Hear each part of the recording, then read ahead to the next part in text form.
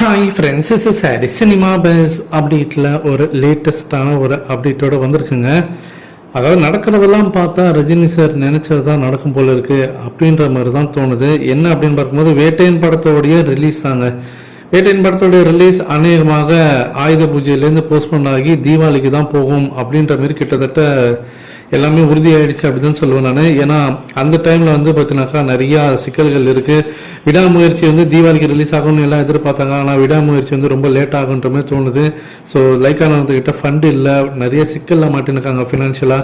So அதனால் அந்த படம் டிலே ஆகிறதுனால ரஜினி சாரோட படத்தை தீபாவளி கொண்டு வந்துடலாமே அப்படின்ற மாதிரி யோசிக்கிறாங்க. மோரோவர் தேவையில்லாமல் சூர்யா சாரோடைய அந்த கிளாஷையும் தவிர்த்துடலாம். அப்படி இருக்கும்போது அவங்களுடைய டேட்டு வந்து ஆல்ரெடி அவங்க ஃபிக்ஸ் பண்ணி வச்சிருக்க டேட்டு தீபாவளிக்கு ரஜினி சாரோட படத்தை ரிலீஸ் பண்ணிடலாம் அப்படின்ற மாதிரி அவங்க முடிவு பண்ணியிருக்காங்க. சரி, இதில் என்ன ரஜினி சார் நினைச்சது நடக்க போகுது அப்படின்னு நீங்கள் யோசிச்சினாக்கா, ரஜினி சார் வந்து முதல்ல அவர் வந்து கொடுத்த ஐடியா வந்து தீபாவளிக்கு படத்தை கொண்டு வரலாம் அப்படின்ற மாதிரி தான் அவர் சொல்லிருக்காரு. ஆனால் லைக்கானவர் தான் வந்து இல்லை தீபாவளிக்கு தலையோட படத்தை கொண்டு வரலான்னு இருக்கும். அதனால் நீங்கள் வந்து ஆயுத பூஜைக்கு வந்துடுறீங்களா, கொஞ்சம் முன்னாடியே வந்துடுங்க, நம்ம படம் முன்னாடியே ரெடி ஆகிடும் அப்படின்ற மாதிரி அவங்க சொல்லி கன்வின்ஸ் பண்ணிருக்காங்க ரஜினி சாரை.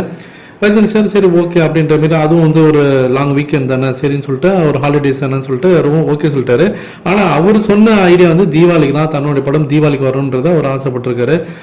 கடைசியில் இப்போ எப்படியோ எல்லாமே அதுவாகவே அமைஞ்சு வந்து இப்போ கடைசியில் ரஜினி சாரோட படம் மீண்டும் வந்து தீபாவளிக்கு தான் அப்படின்ற மாதிரி இப்போ ஃபிக்ஸ் ஆகிடுச்சு. ஸோ இதுதான் ரஜினி சார் நினைச்சதான் கடைசியில் நடக்க போகுது அப்படின்ற மாதிரி தோணுது. இன்னொரு பக்கம் ரஜினி சாரோடைய மிகப்பெரிய பிளாக் பஸ்டர் படமான படையப்பா திரைப்படம் சமீபத்தில் அமெரிக்காவில் வந்து திரையிட்டிருக்காங்க. ஸ்பெஷல் ஷோஸ் போட்டிருக்காங்க.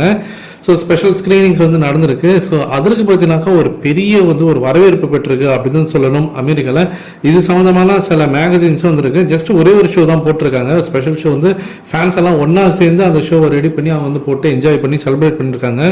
ஸோ அந்த அளவுக்கு தலைவரோட படம் பார்த்தீங்கன்னாக்கா அமெரிக்காவில் அதுவும் ரீரிலீஸ் ஆகி அது வந்து கொண்டாடப்பட்டிருக்கு அப்படின்றது ஒரு முக்கியமான விஷயம்.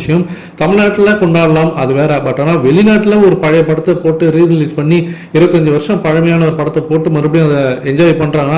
அவருக்கு இருக்க கிரேஸ் வந்து பார்த்தீங்கன்னாக்கா இன்னும் குறையல அப்படின்றதான் காட்டுது. இதை பற்றி உங்களோட கருத்துக்கள் என்ன அப்படின்றது மாதிரி கீழே சொல்லுங்க ஃப்ரெண்ட்ஸ்.